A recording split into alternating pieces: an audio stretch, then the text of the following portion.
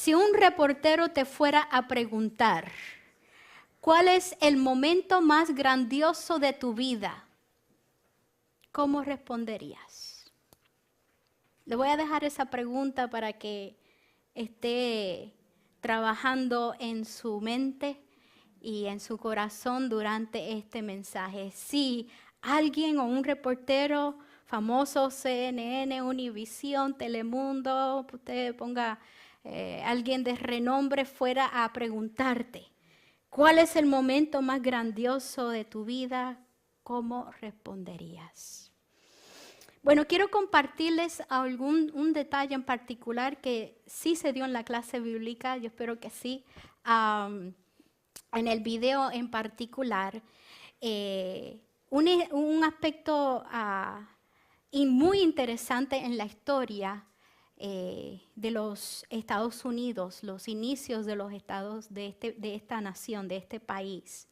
Y es un detalle en la historia que no se comparte, yo dudo que se comparta. Yo estudié aquí en los Estados Unidos mis años de juventud, la historia, y yo estoy muy segura que yo no escuché esto. Así que los jóvenes después me tendrán que decir si le hablaron de esto, aunque lo dudo mucho. Y es que durante la guerra revolucionaria le pidieron a George Washington a que fuera el rey de la nueva nación de los Estados Unidos. Y George Washington, siendo un hombre de fe, un hombre de oración, rechazó la oferta. Él creía firmemente que solamente había un rey. Y un lema que en ese tiempo se proclamaba a menudo durante esta guerra era: no hay más rey que el Rey Jesús. No hay más rey que el Rey Jesús. Interesante detalle en la historia, que hoy día, si alguien fuera a ir a la escuela, un maestro decir que no hay más rey que el Rey Jesús, rápidamente se entraría en graves problemas. Por eso que hoy día, por la decisión de George Washington, hoy día este país no tiene reyes, sino presidentes. Pero qué maravillosa oportunidad para George Washington, ¿no? Sus propios soldados, sus seguidores, querían coronarlo rey. Qué maravillosa oportunidad para él tomar posesión de esa oportunidad y decir sí. Si la gente se lo estaba pidiendo, pudo haber sido su momento más grandioso. Después de haber guiado a esta joven nación a la victoria en contra del rey de Inglaterra, Washington se hallaba en un lugar de maravillosa oportunidad, pero la rechazó porque entendía que Jesús era y es el único rey. Y eso es lo que yo entiendo fue lo que verdaderamente llevó a Washington a la grandeza. Dios lo exaltó porque él estuvo dispuesto a humillarse ante el verdadero rey. Algo en la historia que no se cuenta, pero es la realidad. Y esto es muy contrario al rey de Asiria, el que aparece en la escena de la historia en el día de hoy. El rey de Asiria, de hecho, fue el instrumento que Dios escogió para juzgar a su propio pueblo, al pueblo del norte, las 10 tribus, si se acuerdan, el reino del norte llamada Israel. Y el rey de Asiria estaba en su momento más grandioso. Aunque él quizás no estaba consciente, a lo mejor sí, Dios lo había llamado para ejecutar juicio. Y entonces, de acuerdo a lo que les leí en 2 de Reyes 17 en adelante, este rey invade el reino del norte, a Israel, los exilia a las 10 tribus a otros países de sus territorios, adquiriendo más poder y riqueza en el proceso. Pero este rey tenía dos actitudes muy prominentes que luego lo llevaron a la ruina. Y eran la arrogancia y la irreverencia. Ya este rey tenía un territorio bien vasto. Y yo estuve con los jóvenes hoy, pero también se los compartí la vez pasada, el domingo anterior. Y el que Asiria poseía unos territorios bien grandes, lo que hoy día llamaríamos la nación de Siria, la nación de Irak, la nación de Irán, y el borde de Afganistán, el norte, borde de oeste de Turquía, y el norte del continente de África, primordialmente el país de Egipto. Todas estas naciones, todos estos territorios estaban bajo el mando de Asiria, el imperio de Asiria. Pero eso no era suficiente. Después que invadió al reino del norte, su próxima conquista en su radar era el reino del sur, o la tribu de Judá, creyendo que Dios lo había mandado o enviado allí también. Y cuando éste llega a Jerusalén, su estrategia era de intimidar, amenazar y hacer alarde de sus conquistas, de su poder y de sus posesiones. Vayan conmigo a Segunda de Reyes 18, del 19 al 25. Voy a estar leyendo de una versión moderna, que es la traducción actual, que da más claridad a muchos al lenguaje contemporáneo nuestro. Pero es Segunda de Reyes 18, del 19 al 25. Y miren lo que Asiria hace. Entonces uno de los oficiales asirios les dio este mensaje para Ezequías. El gran rey de Asiria quiere saber por qué te sientes tan seguro de ganarle. Para triunfar en la guerra no bastan las palabras. Hace falta un buen ejército y un buen plan de ataque.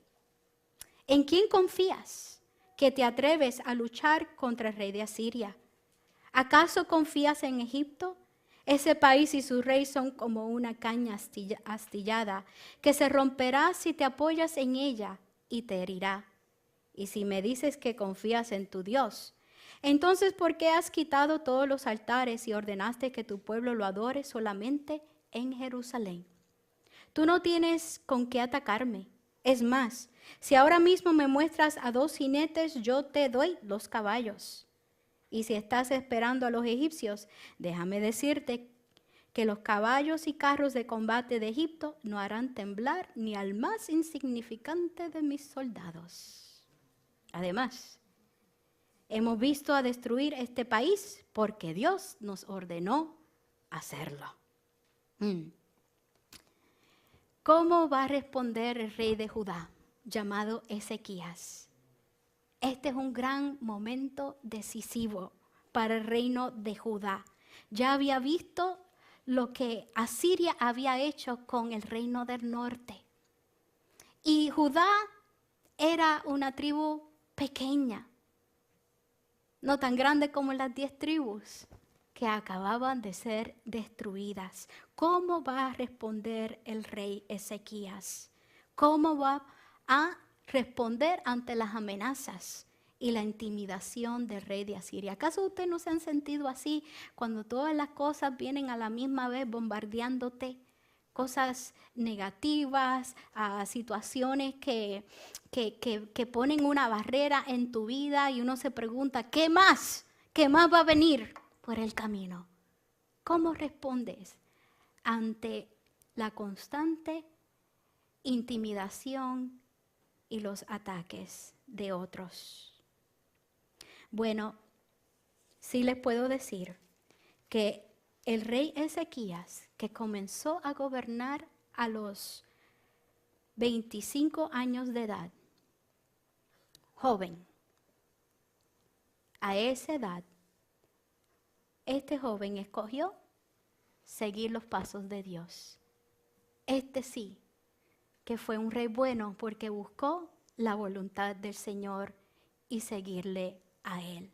Pero ya cuando esto había ocurrido, ya Ezequías tenía unos 38, 39 años, todavía joven.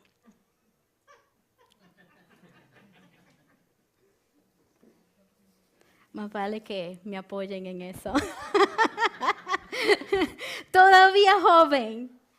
Y en Segunda de Reyes, 19, primer versículo, vemos que cuando el rey Ezequías escucha toda esta palabrería, toda esta intimidación, todos estos ataques de parte de Asiria, él responde de esta forma. Cuando el rey Ezequías lo oyó, rasgó sus vestidos y se cubrió de cilicio y entró en la casa de Jehová. Entró en la casa de Jehová. Reconoció que esto es grande, pero es mucho más grande que él. Es mucho más grande de lo que él posee. Es mucho más grande que sus fuerzas. Entró Ezequías a la casa de Jehová. Y no tan solo eso, sino que se apoyó en el profeta Isaías. Ustedes han oído de Isaías. Hay un libro en la Escritura llamado Isaías. Este es el mismo Isaías a quien el rey acude. Y en los versículos 2 en adelante dice, y envió, refiriéndose al rey, envió él a Eliaquim, mayordomo, a Sebna, escriba, y a los ancianos de los sacerdotes cubiertos de cilicio, al profeta Isaías, hijo de Amós, para que le dijesen, así ha dicho Ezequías, este día es día de angustia, de reprensión y de blasfemia, porque los hijos están al punto de nacer y la que da a luz no tiene fuerzas. Quizá oirá Jehová tu Dios todas las palabras de Rabses, a quien el rey de los asirios su señor ha enviado para blasfemar al Dios viviente y para vituperar con palabras las cuales Jehová tu Dios ha oído. Por tanto, eleva oración por el remanente que aún queda. Este es un clamor que el rey está buscando, se está refugiando de parte de Dios y en la comunidad que Dios ha hecho posible. Cuando tú enfrentas un problema, ¿a quién tú acudes? ¿A quién tú buscas? ¿Te apoyas en la comunidad de fe? ¿Entras a la casa de Jehová? ¿O te pierdes? ¿O te escondes? ¿O buscas otros medios? El pueblo de Dios, tanto como el respirar es natural en el ser humano, el respirar espiritual del pueblo de Dios es correr a Dios, es refugiarse en la comunidad de fe del Señor. Y Ezequías buscó las dos cosas. Pero las amenazas continuaron. Ahí no terminó la cosa. Y esta vez el rey de Asiria, usa aún más todavía la blasfemia como estrategia militar. Y ustedes saben que la blasfemia son palabras o acciones dirigidas para insultar o devaluar a Dios. Y en 2 de Reyes 19, los versículos 10 al 13, dice así. Así diréis a Ezequías, rey de Judá. Este es el rey de Asiria de nuevo, dirigiéndose a Judá. No te engañe tu Dios en quien tú confías, para decir, Jerusalén no será entregada en mano del rey de Asiria. He aquí tú has oído lo que han hecho los reyes de Asiria a todas las tierras, destruyéndolas. ¿Y escaparás tú? ¿Acaso libraron sus dioses a las naciones que mis padres destruyeron? Esto es Gozán, Harán, Resef y los hijos de Edén que estaban en Telasar.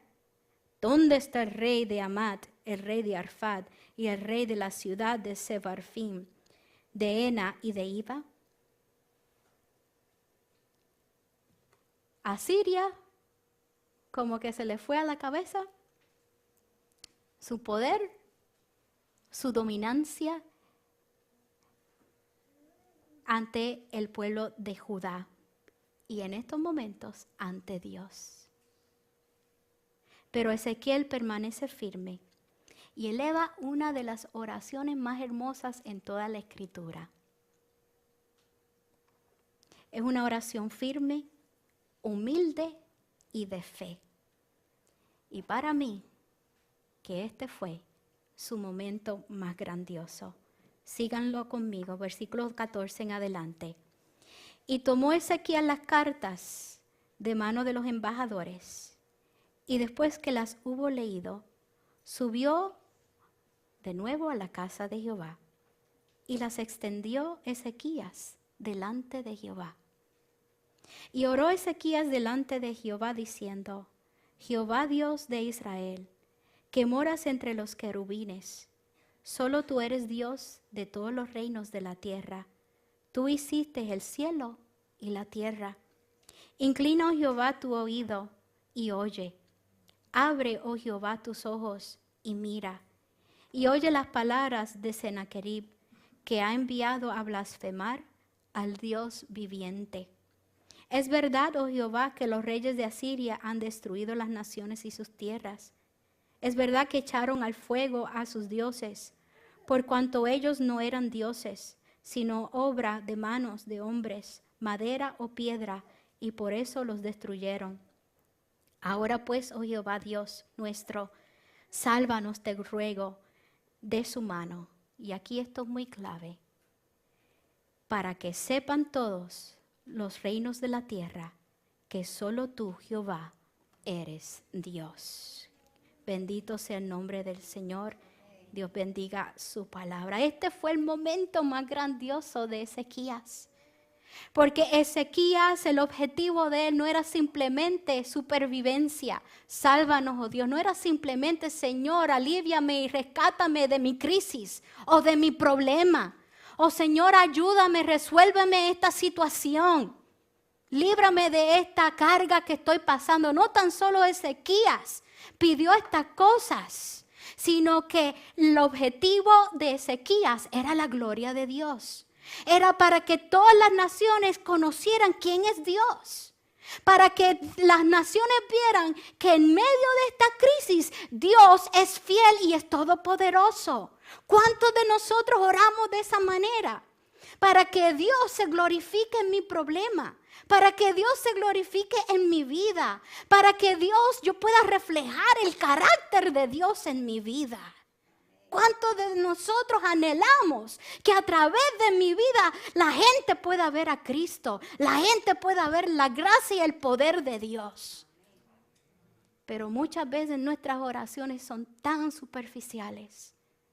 Están tan limitadas porque simplemente queremos alivio para que Dios nos rompa y elimine nuestra situación. Pero ¿y qué de la gloria de Dios? ¿Y qué de los planes de Dios en tu vida y a través de tu vida? Ezequías quería que la gloria y la presencia y los propósitos de Dios se vieran ahora en su vida y en su nación. Para que todo el mundo viera y entendiera que el Señor es Rey. Me parece a mí que Ezequías desde el principio, y estamos hablando de una persona joven, que desde el principio entendió los propósitos de Dios, especialmente los que él tenía para el pueblo de Israel. Toda una nación llamada, unida, santificada, separada, para llevar a cabo los propósitos de Dios, lo echaron a perder. Ya 10 tribus se han ido. Y ahora queda 1.5, porque Benjamín era tan chiquita la tribu. ¿Qué va a pasar ahora con tus planes, oh Dios?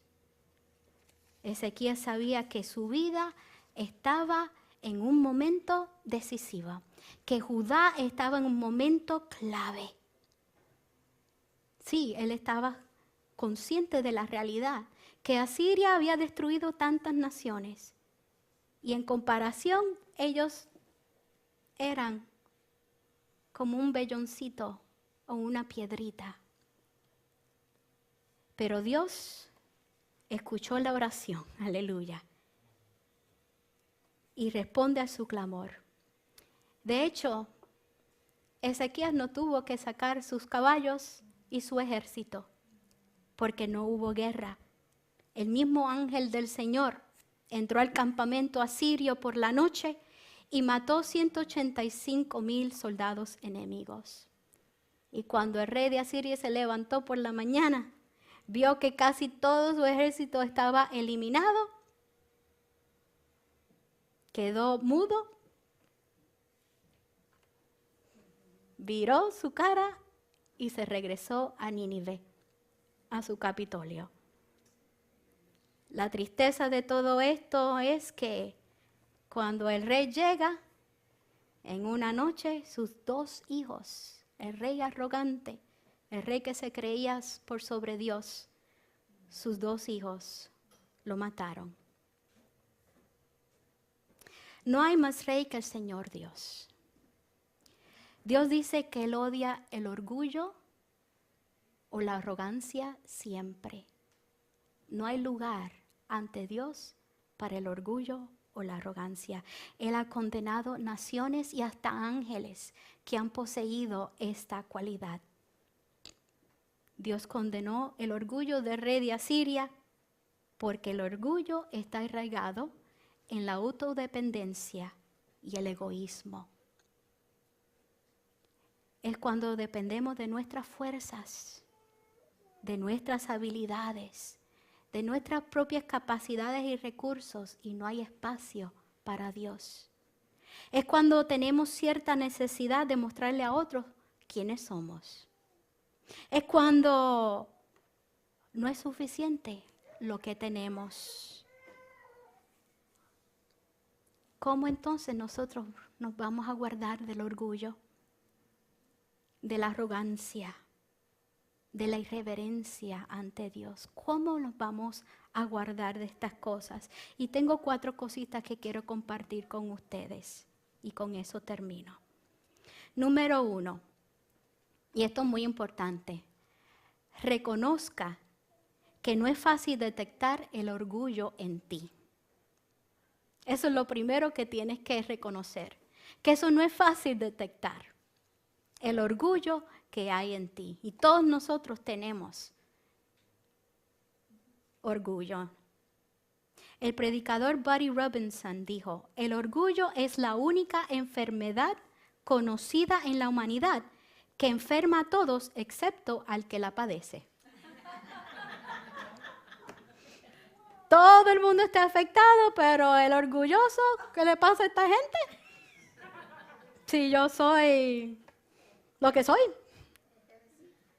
La manera entonces apropiada para enfrentar esta situación es ir ante el Señor para que te revele esas áreas donde Él no está reinando o áreas donde le has quitado el trono. Pregúntate si hay momentos en que tú le has robado la gloria a Dios y has tomado posesión, te has dado el crédito. Pregúntale al Señor, muéstrame las áreas donde yo soy más prominente y te he echado hacia el lado. ¿Saben que el Espíritu Santo es un agente maravilloso para traer convicción? Nos convence Él de nuestro pecado y de nuestro camino. Primero, reconoce que no es fácil detectar el orgullo en nosotros, así que tenemos que ir ante Dios para que nos lo revele. Número 2, no olvides tu pasado, de dónde viniste y quién tú eras antes que el verdadero Rey llegara a tu vida. Vayan conmigo a Isaías, aquel que mentoreó, que estuvo al lado de el rey Ezequías en el capítulo 51 de Isaías, versículo 1. Dice lo siguiente, y luego se lo voy a leer a los jóvenes en inglés para, I think this is an important verse to keep in mind. Isaías 51:1 dice, oídme los que siguen la justicia, los que buscan a Dios.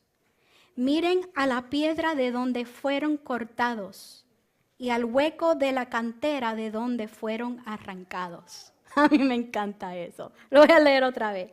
Los que verdaderamente quieren seguir los caminos del Señor, los que están en serio en vivir una vida recta, miren a la piedra de donde fueron cortados y al hueco de la cantera de donde fueron arrancados. Eso suena a algo del campo, ¿verdad?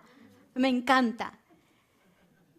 En otras palabras, no olvides de dónde viniste, de dónde el Señor te sacó. No olvides tu pasado. No para que estés lamentando y todas las cosas que traen tristeza por los errores y por las dificultades que viviste, sino para que puedas ver la gracia y el poder de Dios que te ha llevado y te ha traído hasta aquí. En inglés dice, jóvenes, listen to me, all you who are serious about right living and committed to seeking God. Ponder the rock from which you were cut, the quarry from which you were dug. Antes que nosotros nos enamoremos de nuestra gran importancia, de cuán importantes somos, será una buena idea mirar hacia atrás y ver el hoyo de donde Cristo nos sacó. Es una manera para mantenernos humildes y mantenernos todos al mismo nivel, que todos hemos recibido por igual la gracia de Dios. De hecho, todos estos personajes que nosotros hemos estado estudiando hasta el día de hoy en la historia, todos ellos han tenido un hueco. Todos de ellos no tienen nada para reclamar propio orgullo o gloria. ¿Se acuerdan de Moisés? Moisés cometió asesinato. ¿Se acuerdan de Elías, que hace poco le leímos? Era la depresión. ¿Se acuerdan de Rahab? Rahab fue prostituta. Y Jacob estaba mintiendo por todas partes. Fueron esas mismas cosas que los mantuvieron humildes, reconociendo que Dios es un Dios de gracia y los libró de ese hueco de donde estaban. Y cuando miraron hacia atrás, cuando hicieron ese ejercicio, miraron hacia atrás, dijeron, no hay nada ahí para yo reclamar o encontrar un lugar de orgullo. Y Ezequías, ¿se acuerdan ahora que estamos hablando del rey Ezequías? Bueno, el rey Ezequías, para él el hueco fue la enfermedad. En Segunda de Reyes, regresando a Segunda de Reyes, donde estamos en el capítulo 20, Ezequías cayó con una enfermedad terminal. Y de hecho el Señor se lo dijo, que ordenara su casa porque iba a morir. Pero Ezequías se humilló ante la presencia del Señor. Y en los versículos 3 al 6 del capítulo 20 de Segunda de Reyes 20, del 3 al 6, Ezequías se presenta ante el Señor. Y este es un detalle muy importante. Esto está ocurriendo mientras el rey de Asiria está atacando e intimidando a Jerusalén. Esto está ocurriendo todo a la misma vez. Miren lo que Ezequías le dice al Señor. Te ruego, oh Jehová, te ruego que hagas memoria de que he andado delante de ti en verdad y con íntegro corazón, y que he hecho las cosas que te agradan. Y lloró Ezequías con gran lloro. Y antes que Isaías saliese hasta la mitad del patio, vino palabra de Jehová a Isaías diciendo, vuelve y di a Ezequías, príncipe de mi pueblo, así dice Jehová, el Dios de David tu padre, yo he oído tu oración y he visto tus lágrimas, he aquí que yo te sano, al tercer día subirás a la casa de Jehová, y añadiré a tus días 15 años, y te libraré a ti y a esta ciudad de mano del rey de Asiria. y ampararé esta ciudad por amor a mí mismo y por amor a David, mi siervo. No era suficiente los ataques de Asiria para enfrentar problemas personales, tales como una enfermedad terminal. Cualquiera de nosotros diríamos, ¿qué más? Yo no puedo aguantar más. Anything else, God? ¿Cuánto más va a permitir que vengas a mi camino? Pero no hace nada que nosotros peleemos con Dios y asumamos una actitud altanera. Ezequías se humilló ante la presencia del Señor.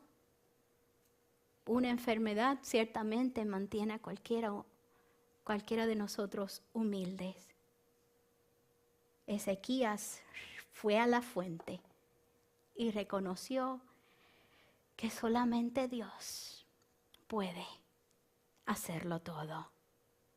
Así que no olvides tu pasado, no olvides de dónde viniste y quién tú eras antes que el verdadero rey tomara posesión de tu corazón. Primeramente reconoce que no es fácil detectar el orgullo en uno, así que vamos ante el Señor para que Él lo revele. Y número 3, mantén en perspectiva tu propósito en la vida.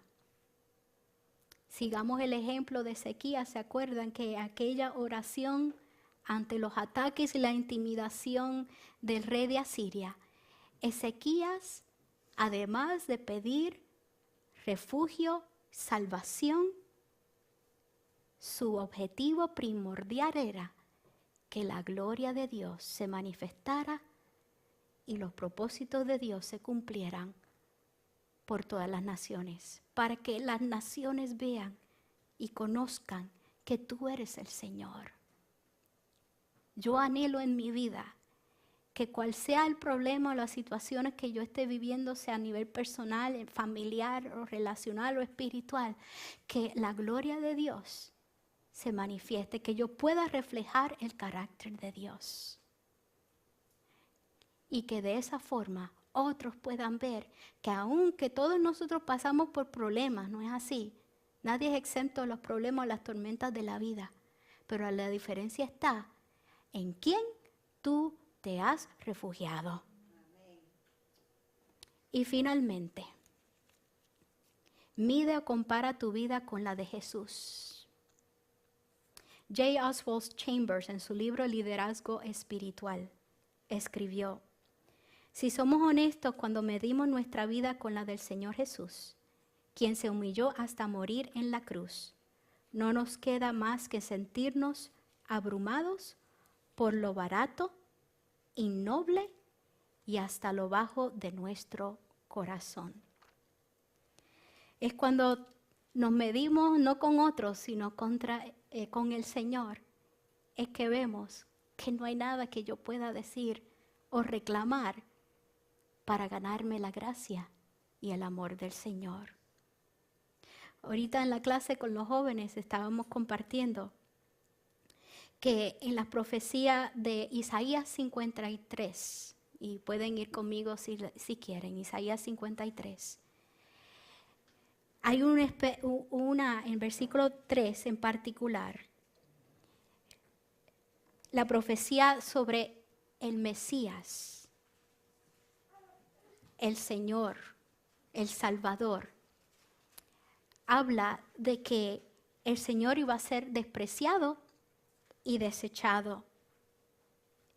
Sería varón de dolores, experimentado en quebranto, y como que escondimos de él el rostro, fue menospreciado y no lo estimamos. Y uno de nuestros jóvenes pues hizo la aseveración que interesante que esto era una profecía que decía que verdaderamente iba a ser el Señor rechazado y despreciado, y aún así vino. Aún así, por amor, escogió venir. Y cuando uno mira esas cosas, uno dice, verdaderamente tú eres un Dios de amor y de gran misericordia. No hay otra comparación al amor tuyo. El reino del Señor es caracterizado por la misericordia, por la humildad y el servicio, porque el mismo Dios se humilló. El mismo Dios asumió la postura de hombre humilde, sabiendo que lo iban a rechazar, sabiendo que lo iban a negar. De hecho, lo han estado negando y rechazando todo este tiempo hasta el momento en la historia que estamos estudiando. El pueblo fue tras otros dioses.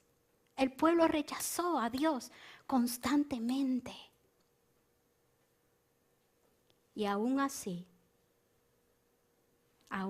el Señor escogió venir y dar su vida por nosotros. Es por eso que Él es nuestra esperanza.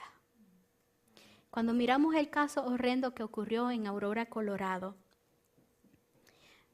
quiero decirle que eso verdaderamente revela el corazón de la maldad en este mundo, pero esa maldad está arraigada de nuevo en las dos cosas que hemos estado mirando hoy día, en la arrogancia y en la blasfemia, la irreverencia contra Dios. No hay otra manera para explicarlo. Le decía a los jóvenes, mientras más tú te alejas de la fuente, mientras más tú estás lejos de la fuente, más tú vas a cometer atrocidades. Mientras más tú te vas alejando y simplemente puede empezar bien sencillo. Para los cristianos es, voy a dejar de venir a la iglesia, voy a descuidarme en la oración, voy a descuidarme en el estudio de la palabra, y va a llegar un punto que la sabiduría y el discernimiento que da el Espíritu Santo va a estar, mira, así, achicándose más y más, que las cosas que vas a hacer, te vas a preguntar, bueno, ¿qué hay malo de eso?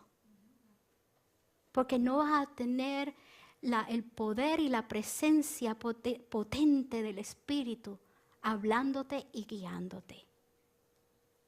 Y así el mundo, Israel, mientras más empezó a desviarse y separarse de Dios, comenzó a adorar a otros dioses, comenzó a mezclar su religión, de tal modo, dice la Escritura, y lo vamos a ver el próximo domingo, que el hijo de Ezequías, el siguiente rey, hizo cosas peores de los que estaban en la tierra prometida.